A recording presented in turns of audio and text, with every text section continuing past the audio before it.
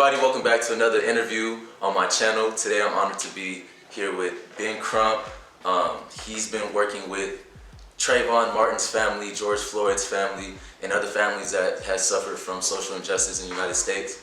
So I'm blessed to be here. I appreciate you for I know it's crazy right now. Like, times is crazy, your phone blowing up all over the place. So yeah, so we get some love right now. But I appreciate you, and I just wanted to genuinely say thank you for giving me your time to come down here and talk to you, because I know it's insane right now. I know you're dealing with a lot. So just thank you for standing up for everybody and being a voice for the black community all the way from Los Angeles and around the world. So it's an honor to be sitting here with you. So. Well, brother, you the reason we fighting, man. You represent our future. You the best we have to offer for the future. So it is my obligation to talk with you. So we try to continue to uplift our young brothers and sisters, because y'all are going to make the world a better place. I believe it so much that I'm giving my life for it. That's how much I believe in you all. I appreciate that. And this the thing. It's just me using my platform, and you using your platform, of course, because that's your career. But me using my platform as well, just to inspire younger people and to just give them this insight and this type of conversation, just one-on-one personal stuff, so they can sit here, watch and learn, just to continue to do good things in the world and just continue to move forward. But then, like I said, with influencing them, how did you grow up? Where did you grow up and all that? Certainly. I'm attorney Ben Crump. I grew up in Lumberton, North Carolina. I'm a product of a single mother household. I had two younger brothers. My mother raised three boys all on her own. I watched her work two jobs. She worked in the hotel cleaning laundry, and then she worked at the Converse shoe factory, all to make sure that we had food on the table, that we had a roof over our head, that we had lights on, and that we had hope in our heart. And for that, I am who I am today. Because of mama. And I never forget that strong black women have always made such a significant impact to the future of our people and the culture of our people. And my mom, just because you said that, I grew up in a single parented household as well for the first portion of my life. And it's like, I looked up to my mom. My mom was a person that inspired me, that wanted me to do different things in life. She just wanted me to be successful. So my question is, what inspired you to go into law? Like, when did you realize, like, law is what I want to do?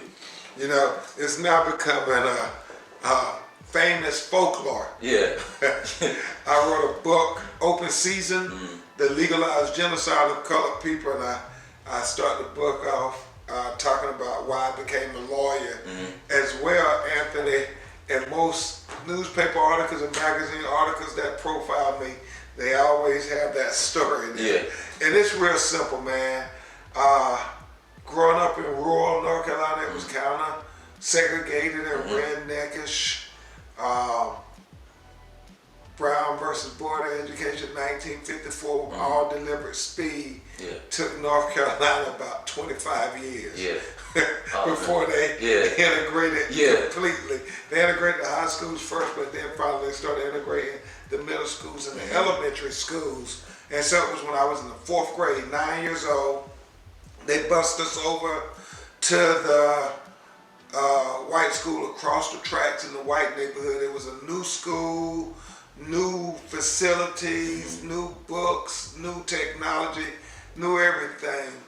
And I just remember thinking to myself, wow, it's different on this side of the tracks. And the one thing I do realize about that though, Anthony, that's so profound to me, is the fact that racism is a taught phenomenon. It is not a natural phenomenon. They ship us little black children over there, or bust us over there, and we started interacting with the little white children like it was nothing. I mean, we all got little white friends, and they became our friends, and it was real profound. The only time it became segregated again was at the lunch hour.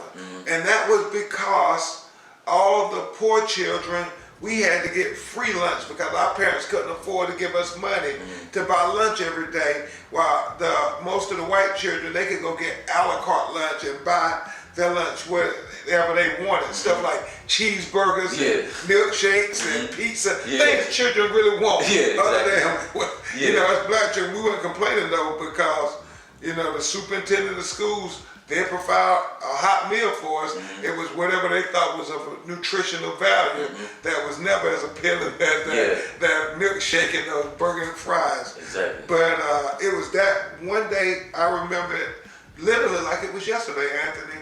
We were standing in the long line, me, Charlie Floyd, and Kevin Cooper, my childhood friends, and the line seemed so long, and I just remember thinking, man, I'm so hungry. And I never forget Keena Ann Jones, a little black girl who lived in the projects with us, and this little white girl came over, and it was deep because the little white girl and Keena, we thought they were wanting to skip us, and we were like, oh man, you know, we trying to be little gentlemen, but we were like, we ain't want to have to get moved further in the line. And they said, no, we were just coming to say hey. And the little white girl said, now I'm going to buy Keena Ann's lunch, like that right there, with my allowance. And she took out a $100 bill. Oh yeah. And that's in the 4th grade. Yeah. And it kind of blew our mind. And we didn't believe it was her $100 bill. So to prove to us that it was really her $100 bill, she said, I'll buy y'all lunch too. And she did. And I remember going home on the school bus that very day, back across the tracks to South Lumberton, thinking to myself, I wonder why people on one side of the tracks have it so good, where people on our side of the tracks have it so hard. And I remember my mama said, we got to go to the new school with the new facilities, new technology, and the new books, because Brown versus the Board of Education and NAACP General Counsel Thurgood Marshall. And I remember thinking, I want to be like Thurgood Marshall so I can go try to help people who come from my community and people who look like me. And from that day to this one, that's what I've been endeavoring to do. And so that's why I became a lawyer, and that's why I believe it's my life's mission to try to fight for people who come from our community and fight for people who look like us. Exactly. And the thing about that is, like, it's always something in your childhood that drives you to want to do something like that, to support people, to influence people, or to do this, that, and the third, and go on this journey to reach your success goals, you know? Yeah. So you being an African-American man, knowing all this is going on in your childhood, keeping that in the back of your head, what struggles did you experience trying to succeed in this career?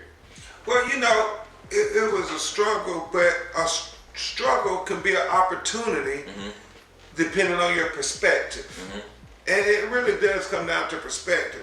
My mother, she taught me when I was little, she said that life is hard. As you know, my mama said, life ain't fair.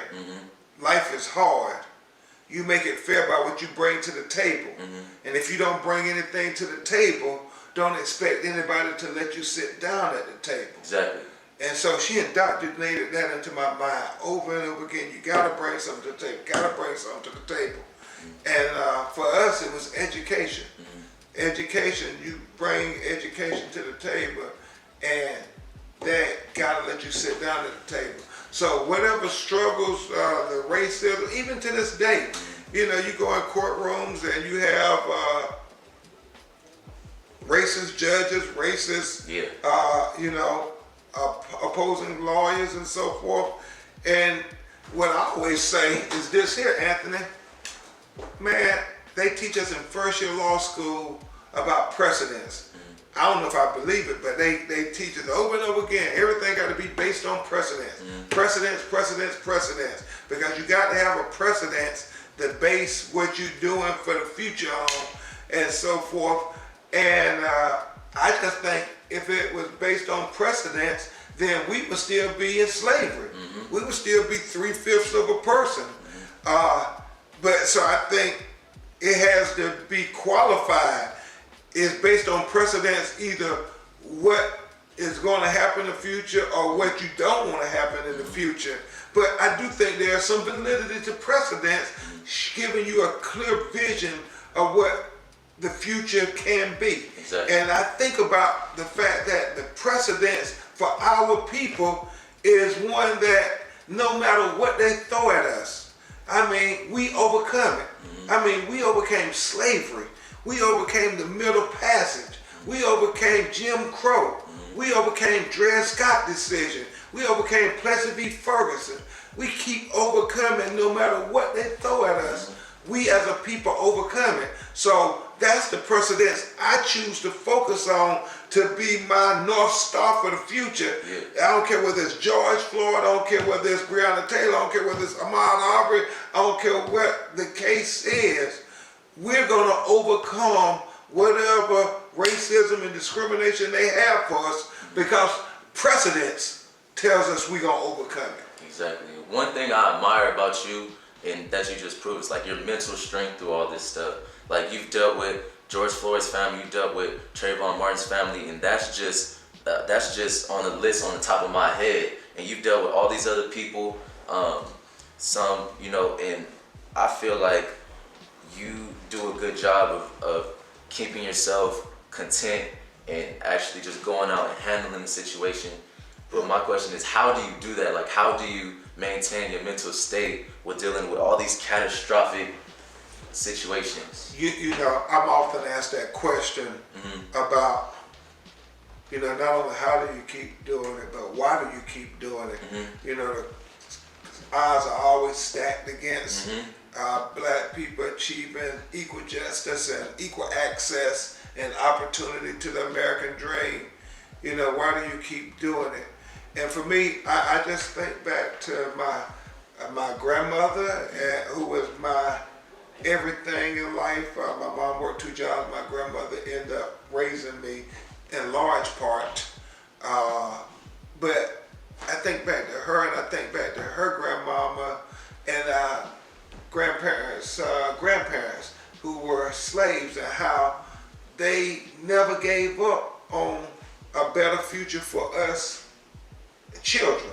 And so when I think about it, in many regards, Anthony, what keeps me getting up fighting is I think about my little girl, my daughter Brooklyn, her 7-year-old just persona. I look in her eyes and I'm motivated no matter what the situation is.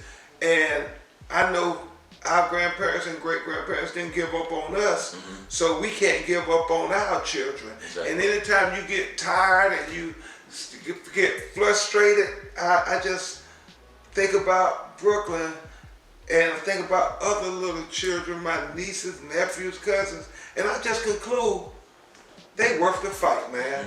They worth the fight. If we give up on fighting this system, then it's like we giving up on them, and we can never give up on them. Exactly. Y'all too important to us, man.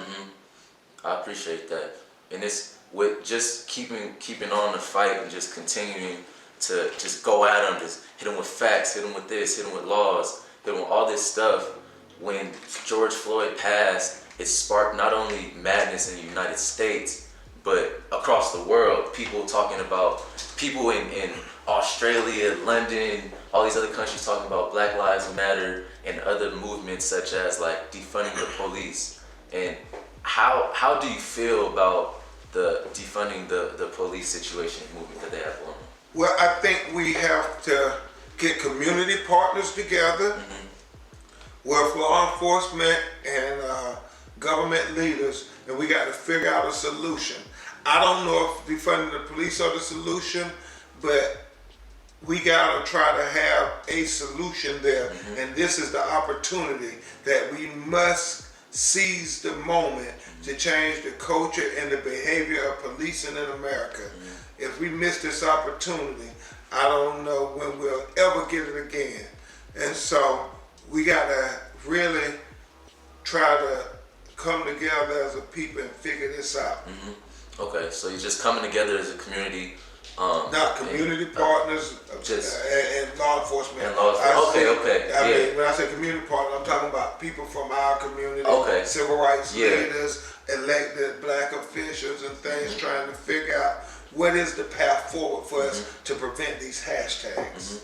So from my perspective, from your perspective to me, what do you feel like I can do with using my platform or just being out here in Los Angeles and traveling? What do you feel like I can do to help this situation? Anthony Hamilton, the biggest thing I think you can do, brother, is keep speaking truth to power every chance you get. That's the first thing, to just have the courage to speak the truth. Martin Luther King said the coward asked the question, is it safe? He said expediency asked the question, is it politically correct? Then he said, vanity comes along and asks the question, is it popular?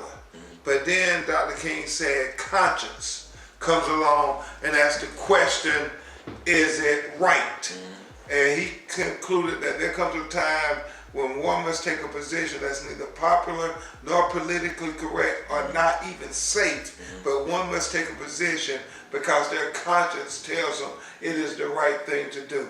It's the right thing to do, that not in this time in 2020 that we're standing up for our people, that we're speaking up for our people, and that we're fighting for our people in ways that are innovative like this, where your social media platforms and other technological advances, but it is the right time to do it for our people, because if we don't do it, we can't expect nobody else to do it for us. We are the solution that we seek. And it's just about courage, like you said, stepping forward, asking a question, or stepping forward to speak up. And that's something I admire about you. I appreciate you, your courage. You out here speaking, you're out here making things happen, and you're the go-to attorney for social injustice in the United States. So it's having that platform and you just still going, you still going. So I appreciate you. That's all I have for you. But I appreciate your time, brother. Hey, thank you. Thank you. We're in this battle together. Remember, man, you the best we got to offer for the future. I mean, you the best we got to give the world. All right? Yes, sir. Never ever forget that. Yes, sir. All right, yes, sir. I appreciate you. So that's the interview. You guys take notes, watch this over and over again, put it in your favorites, send it to somebody you care about if you care about change. These are words of wisdom. Like I said, I'm blessed to be here. I'm blessed. I appreciate you opening up a time. 20 minutes is a lot for you. I've seen 5 minutes of your time, phone, meeting, phone, TV, phone. You feel me? So I truly appreciate you for helping me with my platform in order to grow and just to inform people of everything that's going on and to hear from you, because you're in it. You're in it. But like I said, I appreciate you guys. That's it. Like, subscribe, comment. We out.